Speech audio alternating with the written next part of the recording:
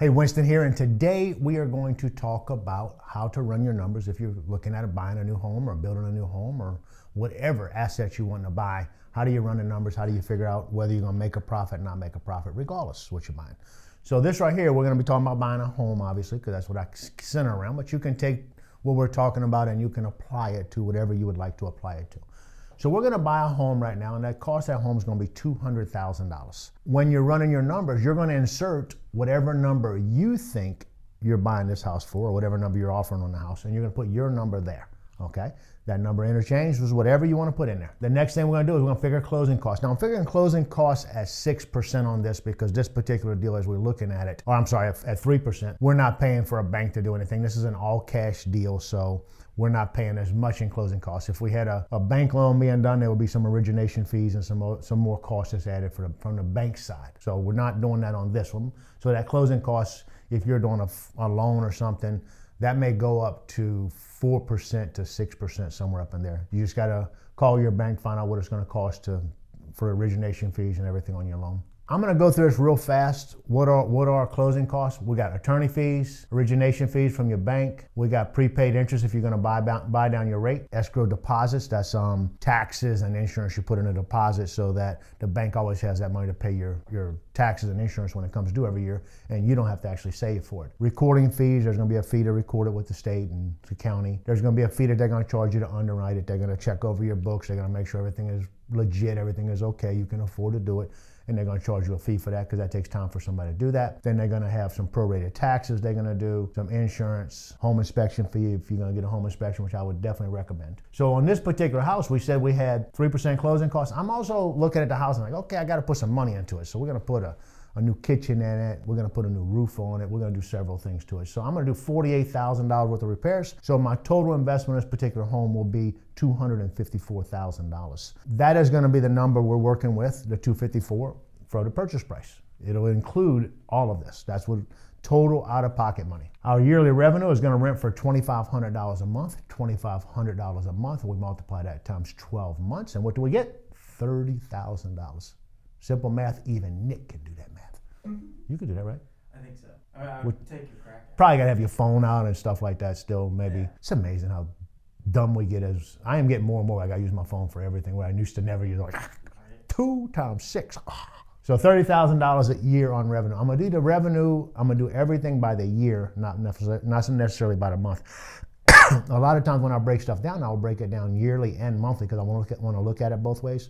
But ultimately, to get my return on investment, I need to know what I'm going to produce for a complete 12-month period of time. Now we're going to do a vacancy factor. What is a vacancy factor? A vacancy factor is, I'm going to look at that house, I'm going to say, well, you know, once every 14 months, that house is going to come vacant. Once every 14 months will be a 7% vacancy factor. So what I want to know is, I want to know if this house goes vacant and I am really getting by the skin of my teeth in my financials every single day. So I don't have a lot of extra money to come up with $2,100 for this month if I needed the $2,100. So I need to do that. I charge a vacancy factor, then I would divide that by 12 and I would put that much money into an account every single month.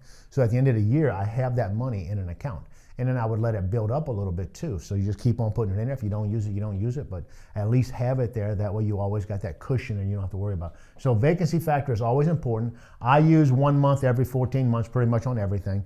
I never use less than a 7%. And this would be unique to your investment. I mean, if you go into to an assisted living place and you're renting out a room to somebody that's in assisted living, you may be renting to them till the day they die. So you don't have a huge vacancy rate. If they're 85, maybe your vacancy rate may only last 12 months. If they're 65, you may have 10 years, 15 years they're going to rent from you in that little portion of real estate that you own. So it is unique. You got to figure it out. But I'm going to tell you right now, before I would ever undercut it and try and make my numbers look good, I would overestimate it and make my numbers look bad because I want my numbers to work in the worst case scenario just like I want them to work in the best case scenario. So if I figure my numbers up and they don't work in the worst case scenario, I need to walk away from that deal because if I don't, then that's going to cause me, eventually it's going to cause me some type of a failure, catastrophic failure. So the total revenue, we'll take the $30,000, we'll subtract the $2,100. Now we got $27,900. We're going to use that number as far as our total revenue rather than using the $30,000.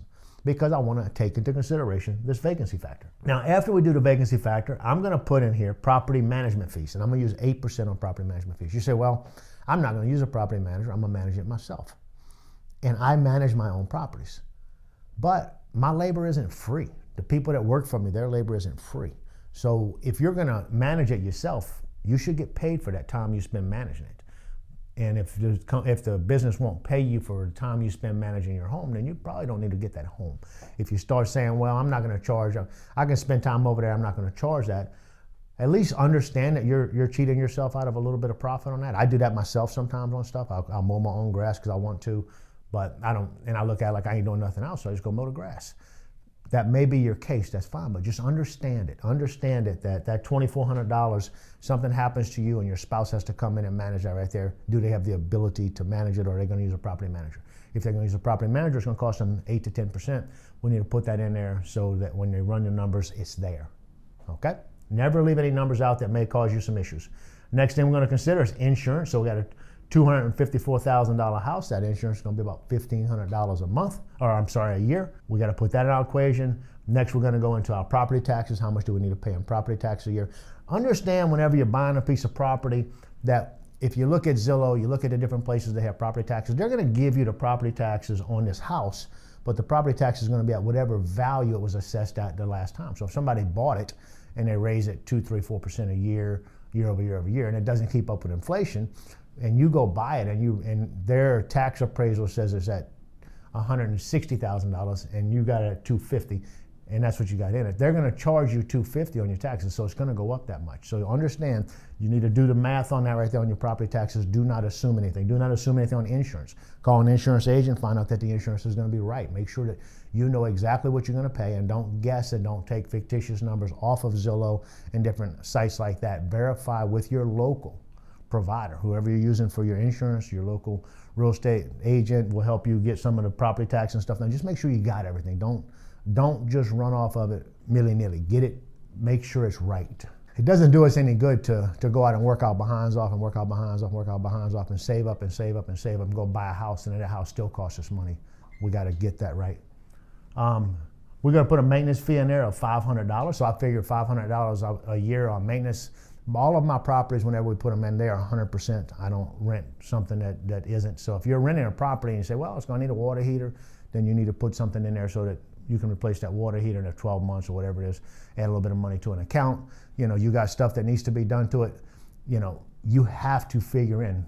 If your air conditioner is 10 years old, you may have a couple of service calls in that. Those service calls may cost you $800 a year if you're not careful. If you got a bad water heater, that's going to cost you more. If you don't fix it in a timely manner and you got to fix it on a Saturday because that's when it breaks, that's going to cost you twice as much money to fix it. So just pay attention, pay attention, pay attention. But I use a $500 number on that, and I got multiple properties, so I kind of spread that across everything, and a dollar cost average on some of that also. You have to do what works best for you. So in legal and accounting, I factor in about $400 a year to cover any legal expenses I'm paying to, if I got to talk to an attorney about something or anything like that.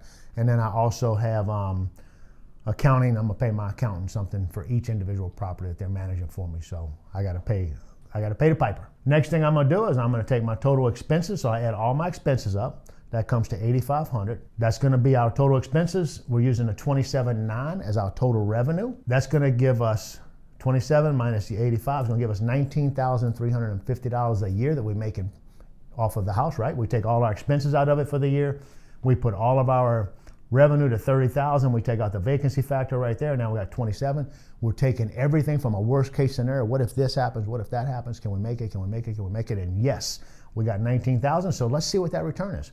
We'll take, to get your return, what you got to take is this $19,350, and you have to divide it by that $27,900. I'm gonna fast forward through this slide right here. Well, I say that, we'll just go down and read it. So right here, we're talking about your rents equal your income. And whenever we're figuring everything out, we want your total expenses. That means every single expense you have. If you're going out and buying a nail, it needs to go into that property. We need to charge it off to that property, and we need to know what our numbers are. Take your rent, subtract them from your expenses. This gives you your total cash flow. We just saw that on the previous slide. Your income minus expenses is cash flow, other known as your net operating income, NOI, total cost of property, gives you your return on investment. So your NOI divided by total cost of the property gives you your total return on investment. And that's what it's all about, right? We're going to invest money. We want to know what we're getting for it. So now we divide that. It comes to 7.6%. So that would be a cap rate, or that would be our return on investment.